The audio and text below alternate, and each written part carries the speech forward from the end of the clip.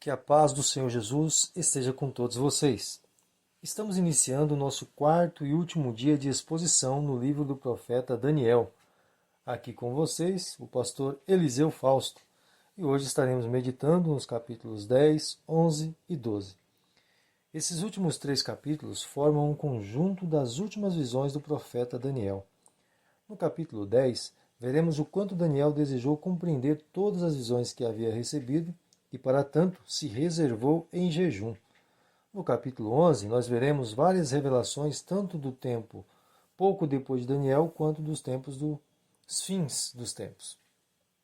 E na sequência das revelações do capítulo 11, teremos a continuidade destas mesmas revelações no capítulo 12, finalizando assim o livro do profeta Daniel. Vamos então ao capítulo 10? Vem comigo. Do versículo 1 até o versículo 3 do capítulo, temos a informação de que Daniel ainda estava em solo estrangeiro, possivelmente na capital da Pérsia, localizada próximo ao rio Tigre. E ali recebeu algumas visões com anjos, como veremos. Porém, o texto sagrado nos informa que Daniel estava se dedicando diante de Deus com o jejum conhecido por nós como jejum parcial, pois em paralelo com o capítulo 1, Daniel estava se abstendo, nesse período, de certos alimentos e também do vinho. O período de 21 dias mencionado pelo texto bíblico possivelmente se refira ao total de tempo entre o período que vai desde a festa da Páscoa até a festa dos asmos, ou a festa dos pães asmos. Como o momento em que Daniel estava vivendo se refere ao terceiro ano do governo de Ciro, é bem provável que ele tinha conhecimento que alguns dos seus compatriotas estavam retornando para sua terra e estavam enfrentando muitas dificuldades para reconstruir a cidade.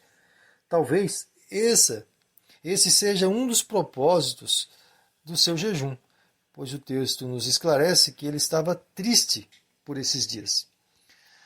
Do versículo 4 até o versículo 13, Daniel recebe uma visão de um ser semelhante à aparição de Jesus Cristo para João, ou para o apóstolo João, no Apocalipse, capítulo 1. Essa visão ocorre 3 dias após a festa dos pães asmos, que era realizada no 21º dia do primeiro mês. Há uma certa dificuldade em se afirmar que este ser que apareceu para Daniel seja de fato uma teofania ou manifestação de Deus, pois o texto nos informa que este ser foi impedido pelo príncipe do reino da Pérsia e que somente o arcanjo Miguel pôde abrir caminho para ele. De qualquer forma, este ser estava completamente imbuído de autoridade divina, pois a sua manifestação trouxe grande impacto tanto para Daniel quanto para aqueles que estavam com ele ali próximo ao rio. Daniel sentiu tanto temor com essa manifestação que desmaiou e só conseguiu ficar sobre os seus joelhos e suas mãos, como se estivesse engatilhando, quando a mão deste ser o tocou. No versículo 14 até o término do capítulo, são declaradas a intenção ou o propósito pelo qual esse ser se apresentou a Daniel. O primeiro propósito era fazer Daniel entender o que aconteceria com o seu povo nos últimos dias. E o segundo seria trazer ânimo para Daniel. Esse trecho nos informa que houve uma batalha no reino espiritual entre demônios que desejavam impedir que os propósitos de Deus fossem estabelecidos sobre o seu povo.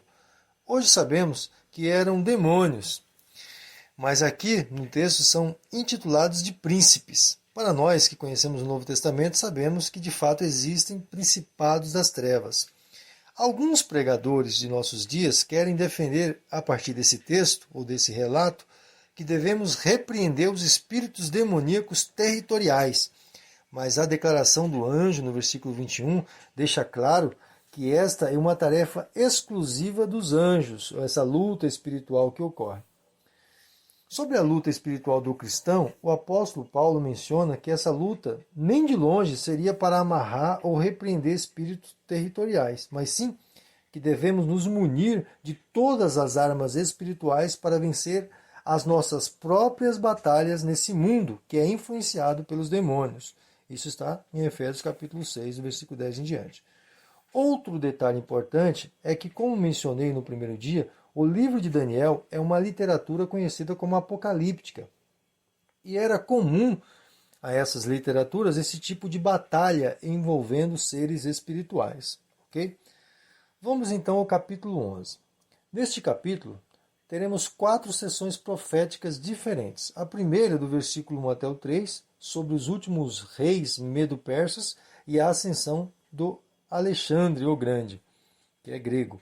Do versículo 4 até o 20, a profecia é sobre a divisão do reino grego após a morte de Alexandre. E do versículo 21 até o 35, teremos a profecia sobre o perverso Antíoco Epifânio, que mencionei no capítulo 8. E os últimos versículos deste capítulo, até o final, do 36 até o final, terá a sua realização ainda futura na pessoa do Anticristo, do qual Antíoco Epifânio foi um tipo, como mencionei. O momento em que Daniel recebeu essas revelações foi durante o reinado de Dario, o Medo.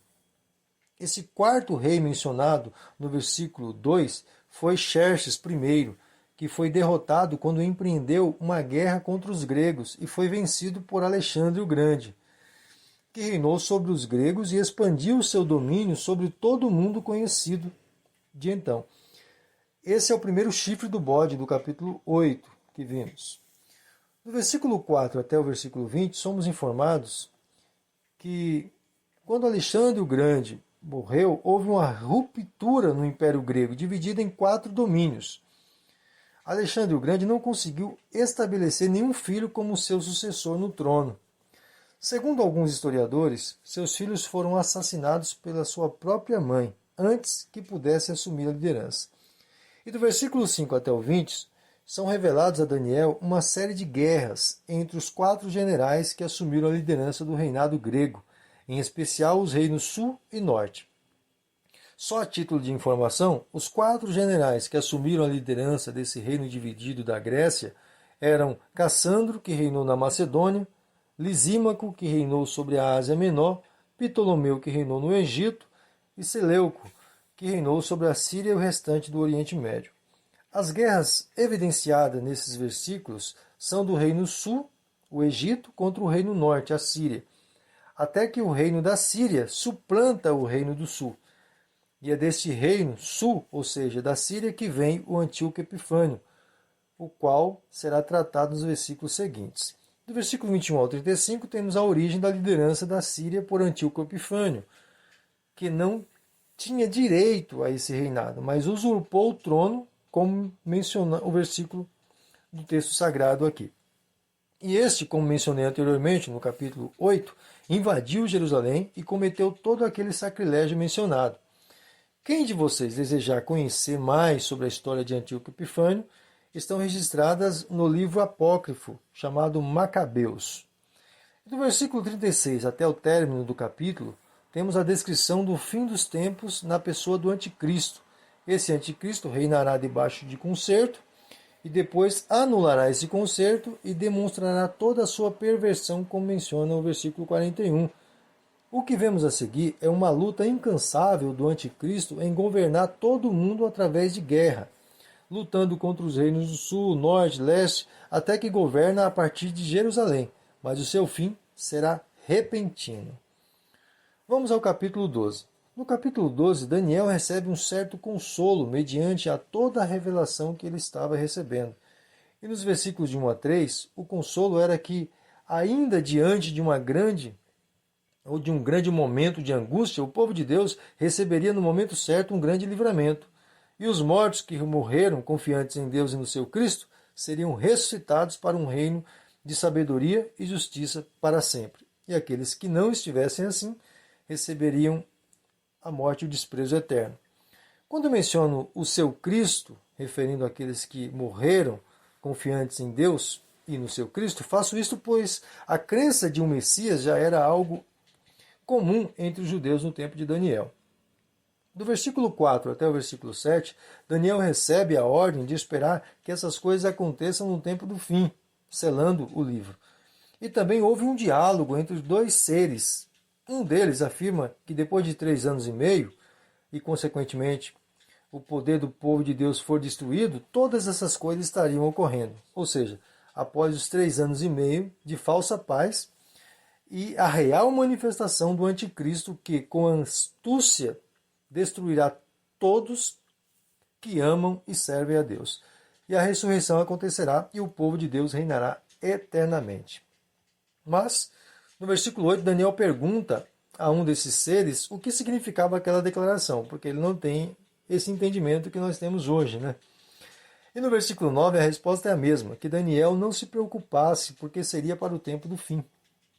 Porém, do versículo 10 até o versículo 13, o ser angelical esclarece para Daniel aqui o que eu já mencionei, sobre o que ocorrerá após os 3 anos e meio. Pois o total de dias de 3 anos e meio são exatamente 1260 dias, conforme Apocalipse. O acréscimo dos 30 dias em cima desses 1260 dias, no versículo 11, e de 95 dias no versículo 12, não há uma explicação clara. Amém? O que podemos afirmar com clareza é que devemos esperar pacientemente o cumprimento da promessa, do retorno de nosso Senhor, pois a Daniel ficou reservado o participar da ressurreição do último dia. A cada um de nós fico alerta, com constante desejo de esperarmos pacientemente o momento do retorno do nosso meigo Salvador. Que você e eu possamos confiar plenamente na promessa de nosso bom e gracioso Deus, esperando que brevemente estaremos não só reinando com Ele, mas com Ele vivendo de eternidade em eternidade. Amém? Espero, irmãos, ter contribuído de alguma forma para o seu crescimento espiritual nesses 4 dias de exposição no livro de Daniel. E assim, deixo a vocês a paz, me despedindo, e até o próximo livro, querendo Deus.